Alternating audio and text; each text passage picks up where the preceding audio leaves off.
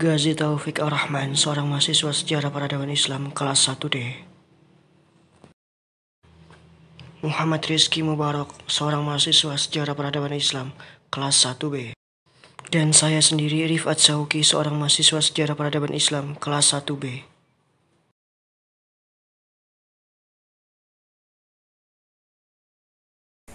Ya terserah mau direkam apa ya, tapi intinya ada dua ya, pelabuhan. Kamu bilang tadi pelabuhan. Ada pelabuhan, ada senda kelapa. Itu kan dua hal yang berbeda ya. Dua hal yang berbeda itu. Nah, iya, pelabuhan Tanjung Priok. Ini pelabuhan senda kelapa ya. Nah, kamu yang lebih concernnya ke pelabuhan apa senda kelapanya? Ini hati-hati. Senda kelapanya. Nah, kalau udah bicara senda kelapa itu satu teritori kan, suatu wilayah kan. Iya, Pak. Ya mungkin akan banyak pelabuhan. Jangan-jangan dia punya kerajaan juga. Iya enggak? Ada kotanya, ada pelabuhannya. Itu maksud saya ya.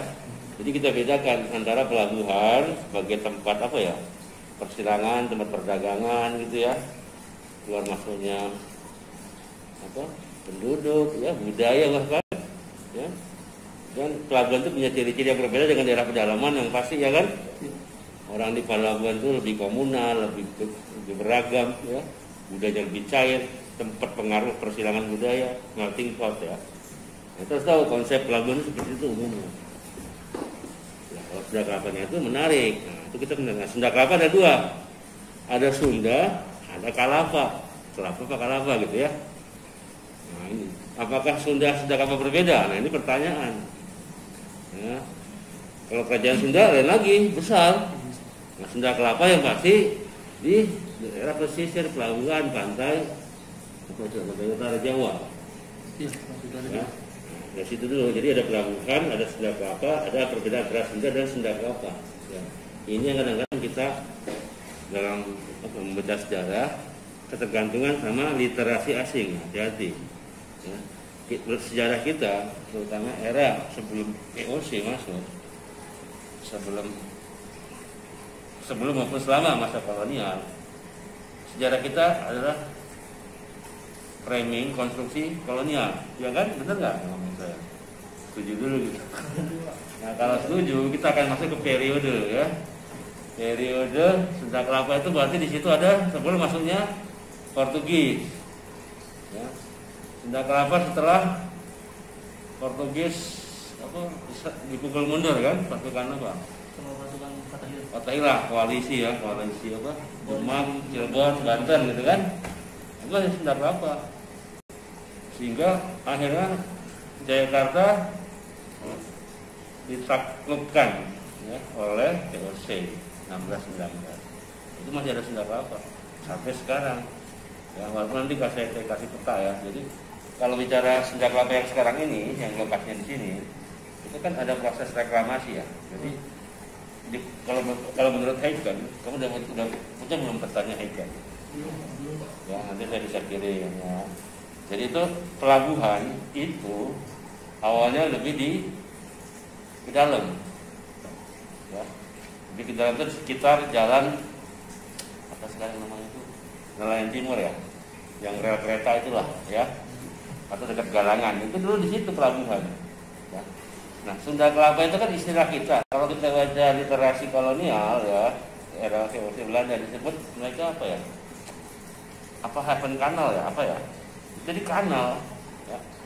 Ya, karena Sunda kelapa yang sekarang ini di mulut Kali Ciliwung, ya kan? Identitasnya gitu kan? Di mulut Kali Ciliwung. Nah, Kali Ciliwung dulu berlekok-lekok, apa? Bersegi-segi, berliku-liku. Tahun 1630-an apa ya? Diluruskan. Ya, mungkin disitulah dibuat terusan yang di dermaga yang kamu tadi lihat mungkin ya. Tapi dulu masih lebih ke dalam. Ya. Sampai dekat kastil lah, masuk ke kastil. Kamu tahu nggak Pak kastil itu dulu di mana posisinya ya, kayak gitu. Karena petanya itu ada, peta zaman dulu kamu lihat. Jadi gitu. Jadi bicara pelabuhan senda kelapa, saya dulu juga suka bilang 4 zaman ya, pelabuhan 4 zaman.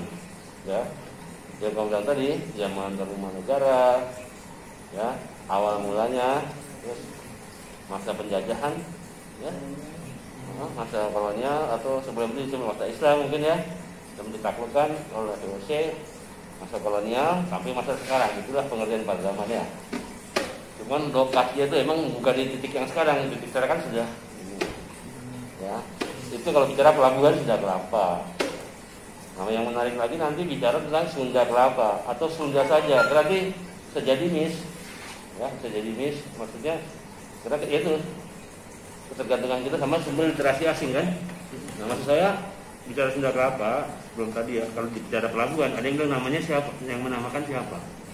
Ada dulu yang bilang waktu Bung Karno ya, waktu pengasingan dari mana pas masa Jepang itu, pengasingan dari Sumatera ya ke sini itu mendaratnya di Pasar Ikan. Disitulah nama pelabuhan Sunda Kelapa.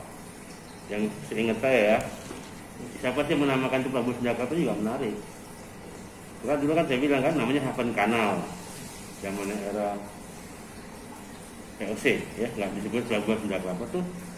Ya, atau bahasa Belandanya misalnya kan Sunda Kelapa Port, nah ada disebut Sunda Kelapa Port gitu ya. Jadi sama Tanjung Priok itu kan asli mereka yang bangun ini.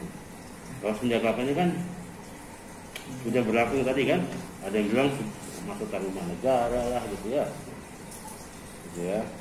Terus tadi yang versi pertama yang menyebutkan Bung Karno, versi kedua Bang Ali Sadikin. Ada yang juga bilang gitu waktu menetapkan pelabuhan Sunda Kelapa itu. Saya nggak tahu, lupa tahunnya 71 gitu ya. Jadi yang menamakan itu.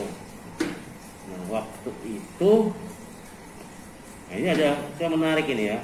Kalau kita bicara lokasi Sunda Kelapa itu, nanti terkait dengan kawasan Marunda kayak ini. Tapi itu kan kalau nggak salah ada sekelompok masyarakat Betawi yang menyayangkan namanya gitu ya. Harusnya Marunda Kelapa. Nah ini kamu harus cari ya sumbernya. Nah ini menarik, ada Marunda Kelapa, ada Sunda Kelapa. Kalau Marunda itu kan ada Masjid Am ya, masjidnya kan. Nah itu kan bekas kerajaan, awalnya kerajaan Jayakarta malah ya. Tapi saran saya kalau itu bicara sama pihak keluarga Mangkuadat Jayakarta.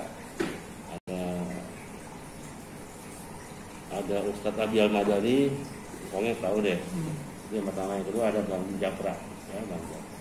Bahkan dia bisa cerita tentang Sunda Kelapa itu sendiri. Bahkan ada raja-rajanya gitu loh sebelum akhirnya penguasa gitu ya. Itu menarik. Secara Kalau turun bicara temurun. Sunda Kelapa itu berbeda dengan Sunda yang menurut Tommy Pires, orang-orang Portugis lainnya. Kalau Sunda itu emang Galuh ya, dikatakan Galuh. Nah ini kamu harus sampai ke situ kalau emang mau riset walaupun cuma sejarah. Ini tiga hal yang berbeda.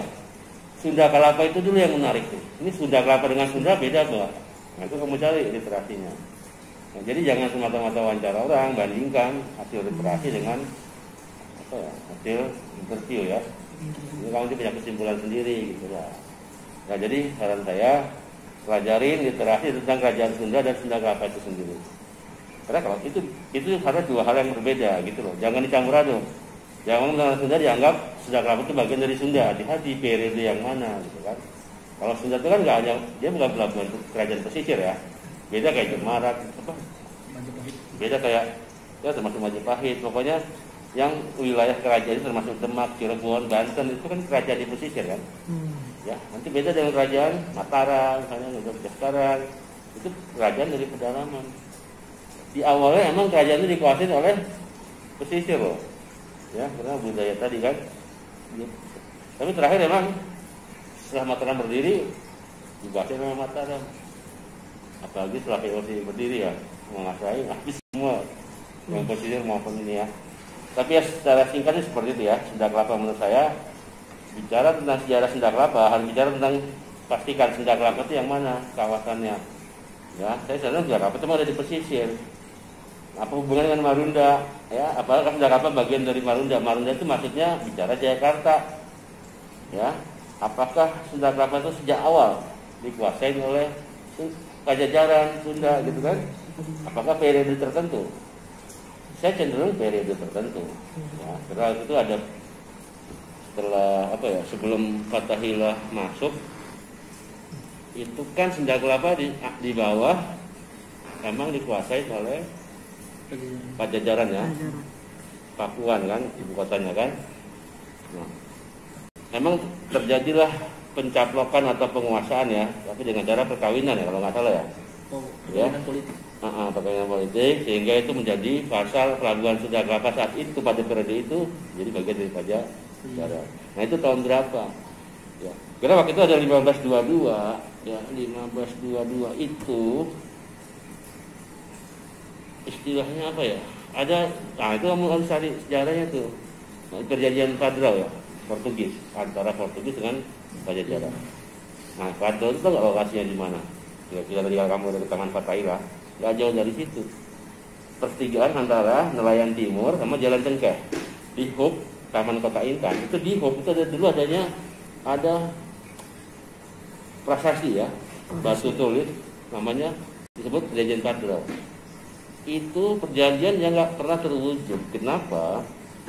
Waktu pihak Portugis membuat itu, ya, itu kan rencananya akan dibangun benteng Portugis. Tapi keduluan di peradaban dengan pasukan Fatailah gitu. Ya. Nah, menariknya itulah dia ya, pelabuhan Sunda Kelapa. Ya, kalau berdasarkan di situ prasasti Tugu, ya berarti prasasti Padrau ya. Berarti emang lokasi Sunda Kelapa itu di sekitar situ. Karena itu kebiasaan orang Portugis, kalau sebelum bangun benteng, dia patok dulu, semacam patok gitu ya, tapi ada tulisannya tuh. Nah, kamu cari referensi itu. Ya. Ternyata ini menarik dari air Sunda Kelapa. Nah, begitu masuk Portugis, ya ini kan udah main mata nih. Nah, berarti pada saat dia masang patok itu, Sunda Kelapa itu jadi ditaklukkan oleh Papuan, Pajajaran. Ya. Karena kan perjanjian itu antara mereka dengan Portugis kan. Tapi begitu mau mewujudkan atau kemudian setelah informasi beredar, kalau di filmnya apa, Fatailah kan justru Raja Demak ya, Trenggono kan, itu kan sinyal ya, kode keras lah istilah kita ya. Ini Portugis masuk, mereka nggak terima lah gitu ya. Apalagi Portugis sudah menguasai Malaka segala macam, makin terancam, udah diserang, dikuasain lah Sunda Kelapa, ya, yang dengan ada pelabuhannya, karena udah ada di situ prasasti batu tulis, batu tulis Padrau, ya. Akhirnya ditaklukkan. Nah, begitu Portugis nggak tahu tuh bagaimana mau masuk, udah berhadapan. Ya, nah akhirnya ya, di Jakarta kan, ulang tahun Jakarta kan, nah, sekarang kita kan 22 Juni ya, 1527 kan, itu kan patokan tuh. Nah, apakah emang 22 Juni kalau menurut penulisnya Pak Sukamto kan itu hanya perkiraan kan ada polemik tuh masalah ulang tahun Jakarta kan, bahkan ada 5 teori ya tentang ulang tahun Jakarta kan, karena waktu itu yang diperkirakan tahunnya tepat atau bulan, tanggal itu sebenarnya asumsi ya. Menarik itu mau baca buku polemik antara Sukamto dengan siapa satu lagi, polemiknya dengan siapa ya, Jadi Minggat ya, itu ada bukunya. Jadi kalau tanggal itu cuma nembak aja asal gitu? Ya, bukan nembak, versi Sukamto ditetapkan.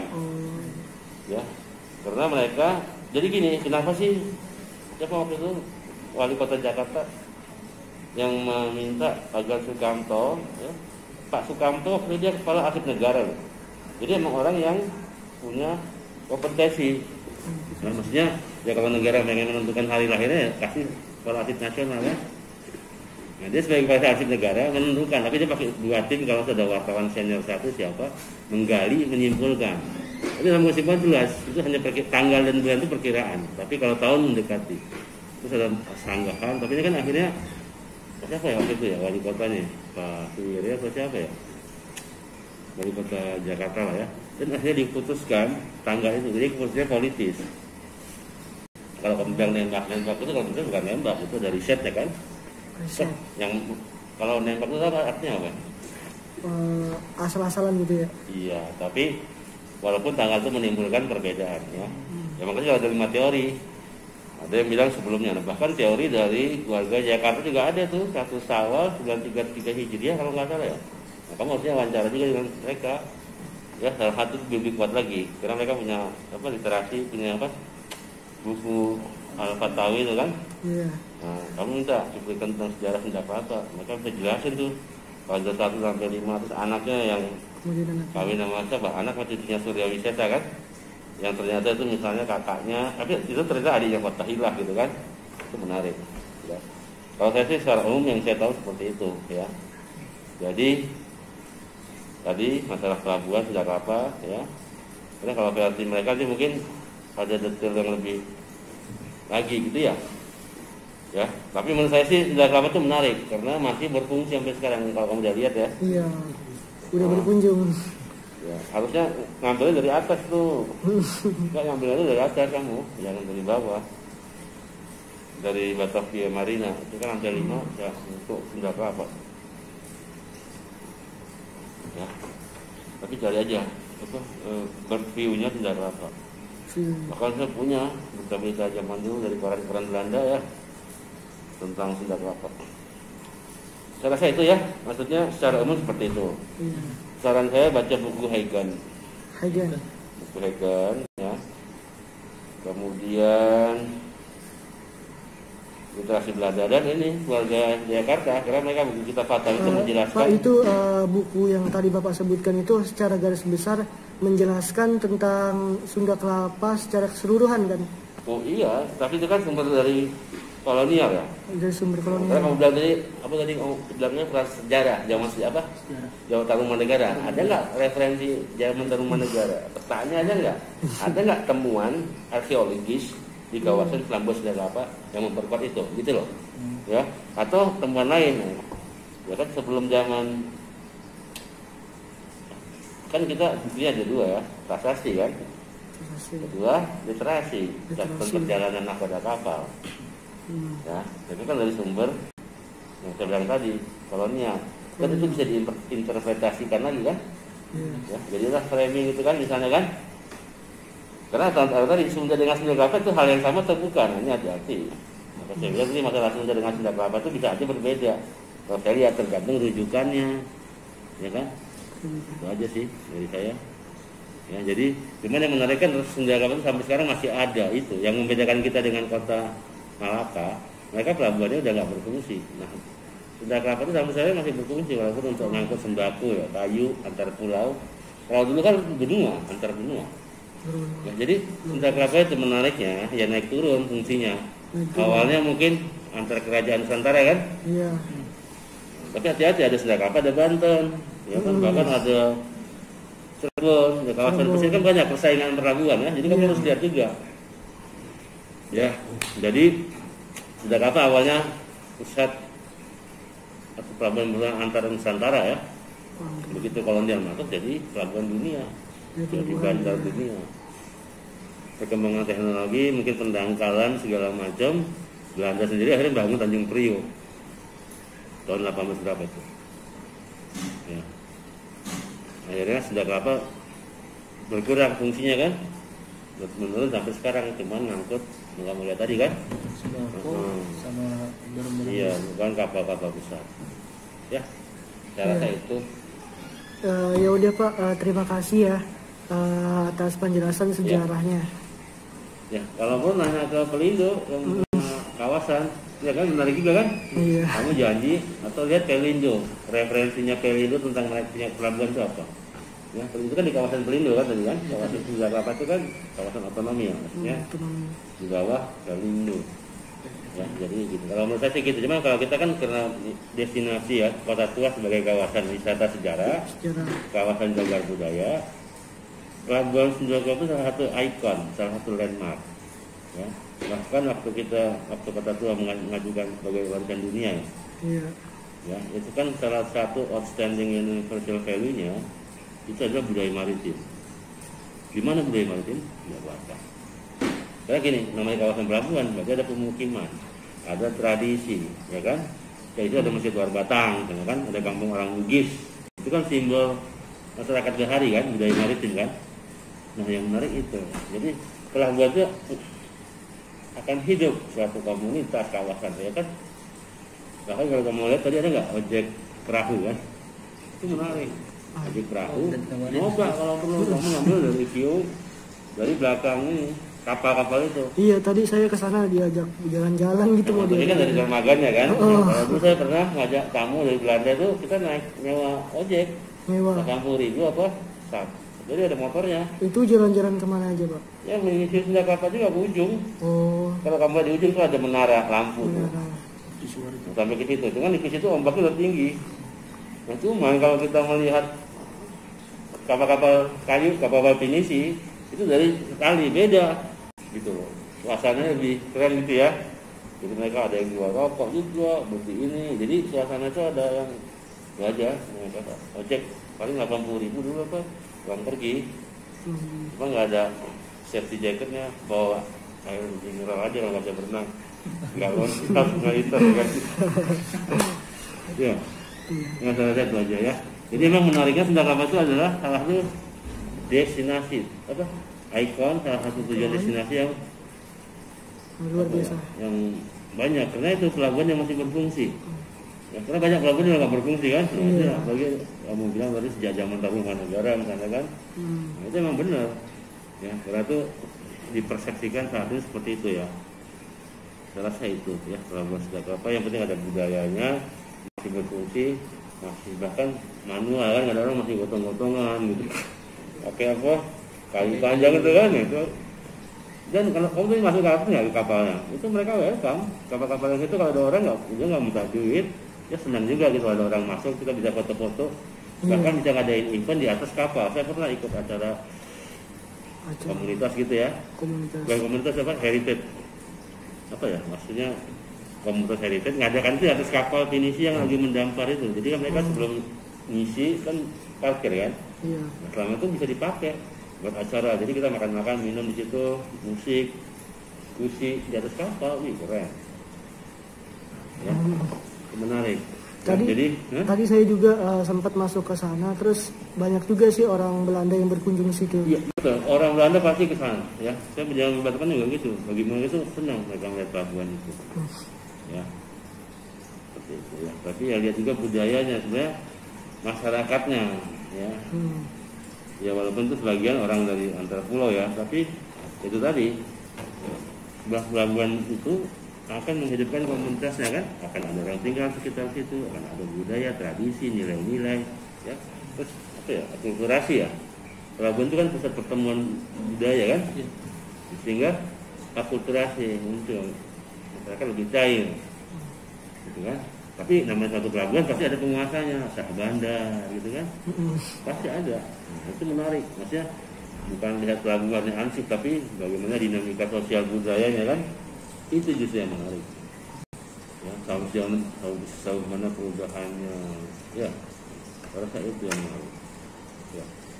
Budaya keberagaman yang masih relevan ya dengan masa kini gitu kan, bagaimana budaya keragaman itu memperkuat ya kan, bukan malah membelah atau memecah gitu kan. Itu maksudnya kait suatu sejarah kearifannya yang masih relevan dengan masa kini gitu loh. Jadi kita belajar sejarah bukan untuk sejarah tapi untuk masa depan. Ya kan?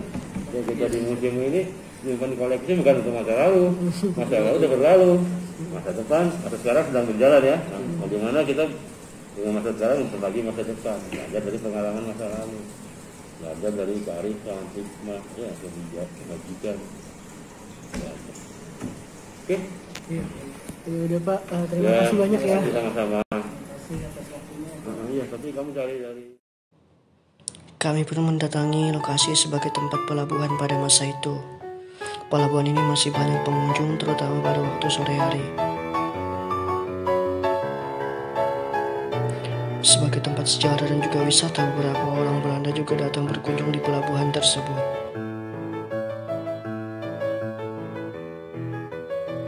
Kami berjalan-jalan untuk melihat beberapa pemandangan kapal-kapal besar. Beberapa orang menawarkan kami untuk naik kapal hanya untuk melihat-lihat secara jelas lokasi tersebut. Karena waktu kami sangat terbatas, jadi kami hanya melihat-lihat. Cukup sekian dari kami mohon maaf jika ada kesalahan kata.